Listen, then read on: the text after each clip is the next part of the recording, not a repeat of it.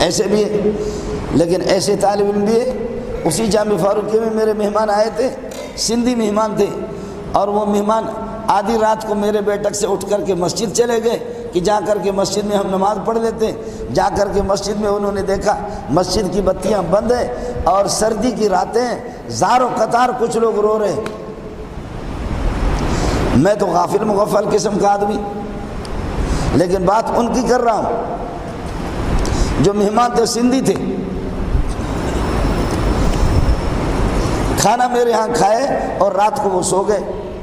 آدھی رات کو اٹھ کر کے مسجد چلے گئے، مسجد کی بتیاں بند ہے، 3 بجے کے ٹائم پہ رونے کی آواز ادھر سے بھی آ رہی ہے، ادھر سے بھی آ رہی ہے۔ ہمارا ذہن گندا ہے تو ہم اسی طرح سوچیں گے نا۔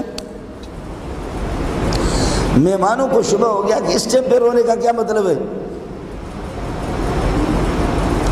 وہ جو گندا ذہن ہے آدمی کو شبہ ہوتا ہے۔ ایک نے جا کر کے اپنے موبائل لگا کر کے جا کر کے دیکھا، بتی کہ بٹن لگا دی تو روشنی ہوگی مسجد میں، دیکھا کہ ادھر کھڑے ہو کر کے وہ بھی تہجد پڑھ کر کے رو رہا ہے، اور ادھر کوئی کھڑا ہے وہ بھی تہجد پڑھ کر کے رو رہا ہے۔